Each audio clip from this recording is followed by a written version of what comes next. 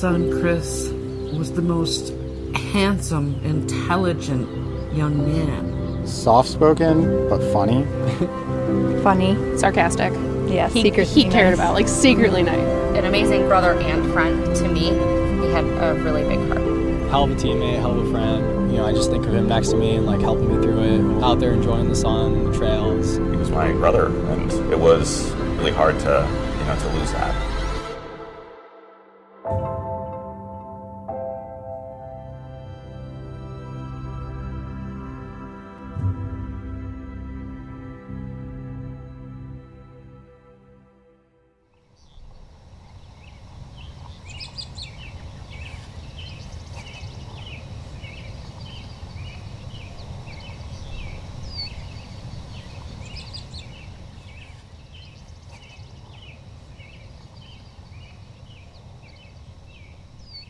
My name's Brenda Taddeo. I lost a son, my youngest son, to suicide almost 6 years ago.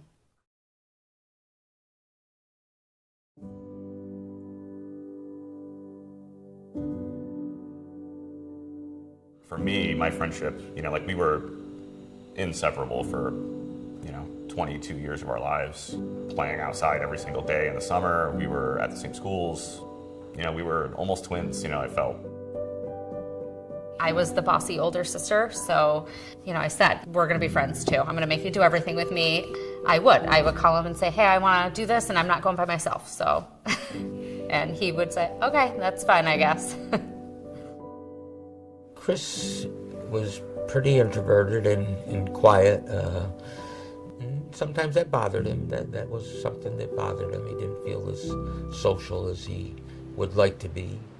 And I told him when he got into 7th grade, you gotta find some kind of team or sport or something to do, like after school. And he chose running. When Chris started running, he was sort of a middle of the road runner. And then he went to a couple summer camps throughout high school, and we noticed by his senior year, he had really just taken off.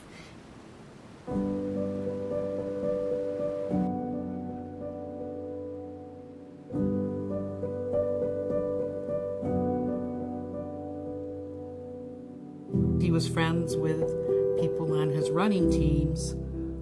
After college, they all sort of trickled away and moved out of town, moved out of state. So he didn't really have anybody anymore. Chris, I think, struggled a lot with his transition once he graduated from college. He had these expectations of himself.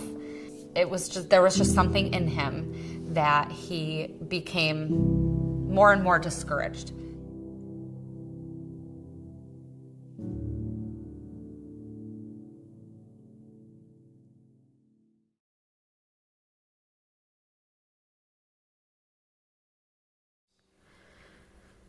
The first question that I had, and I said out loud to my dad, why? And he said, I don't know. Especially I had just talked to him, and I felt like, I just talked to him. How could this have happened? That day of his death runs through my head every day, too. And I have to try to set it aside and put it out of my mind. But we miss him so much. I just miss him and think about him every day. Sometimes, some people, the first year can be tough because you're just, to some degree, you're in shock. I think that second year, you start to realize he's not back. He's not going to be back. I felt like that can't be right. I can't, I went through like a period of denial that night where it's like, no, like they've got it wrong. They're confused. There's still a chance. And, like that week after, I went back to work the next week and I just dove back into work a little bit. And I think I put off some of the, serious confronting of what happened. It sort of felt like, well, he's away at school, he's away at college, and he'll be coming back someday. Well, eventually I learned that he's never coming back.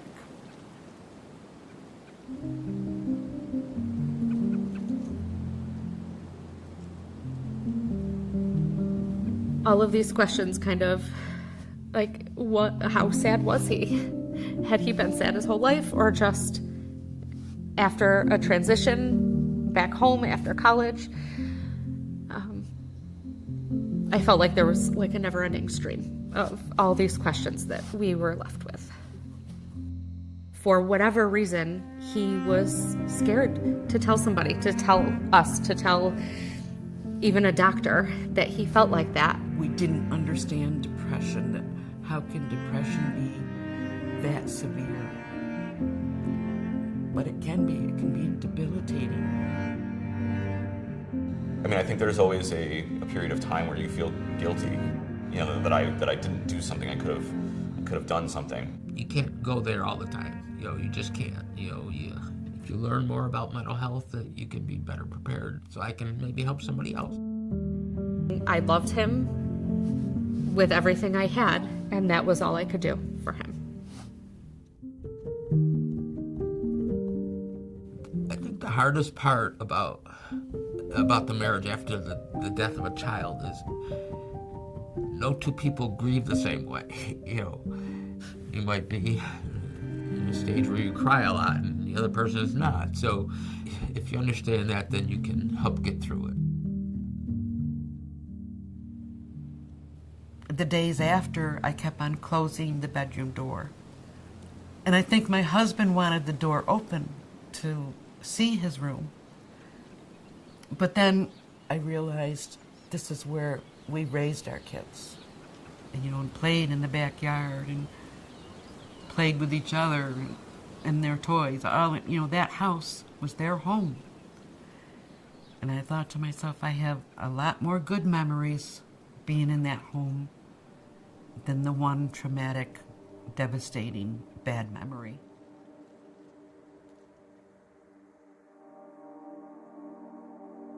So I started coming to church just a few months after he died. I saw a new light and a new hope.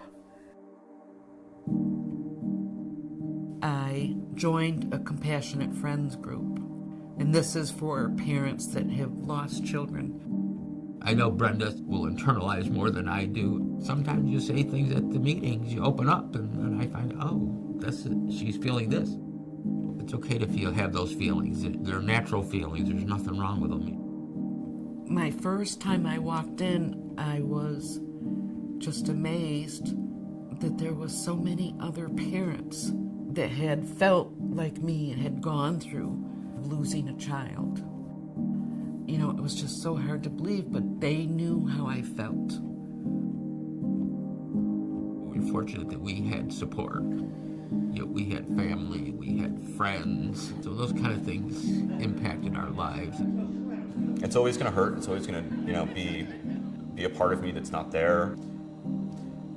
But I think over time, you learn to rely on other people a little bit better. I had really great friends who were willing to talk to me when I needed to talk. They were willing to listen. They weren't scared to talk about Chris.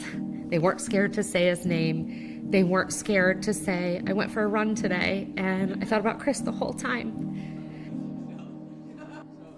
We would have wanted Chris to seek mental health treatment, to see a doctor. So how could we not do that for ourselves?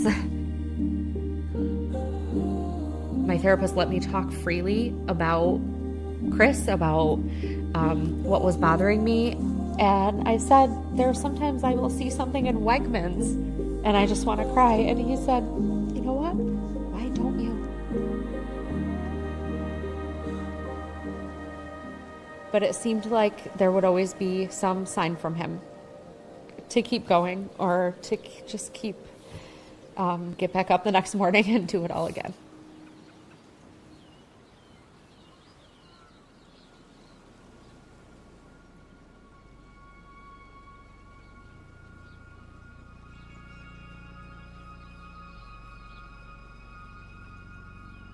time that Chris died, I weighed as much as I ever did. One of the local road races that they have a 5K and a 10K, so they decided to name the 5K after Chris. And so when that happened, I said, I'd really like to do that race. The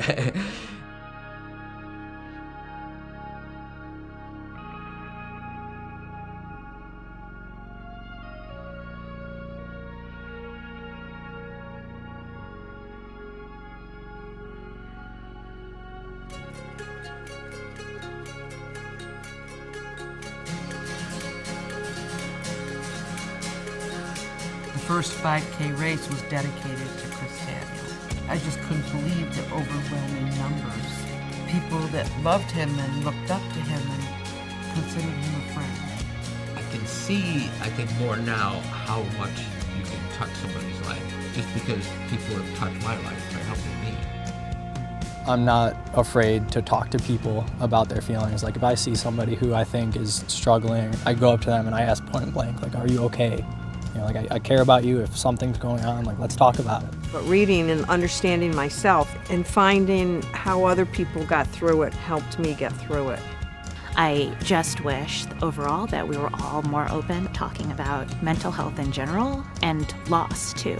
I think I just notice how people are more, like if someone is struggling, I'm just a little more like in tune to like how he's feeling now because of Chris. Having like a network of people who all like knew him and just kind of be there for each other has been super helpful.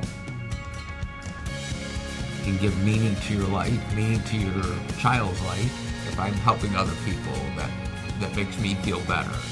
I remember feeling hopeful doing his first race. I'm at that place now where I just want to create this culture where it's okay to say I'm struggling. And I'm very hopeful that more people are going to be helped, just everybody together. It just makes my heart feel full and happy. It's just amazing.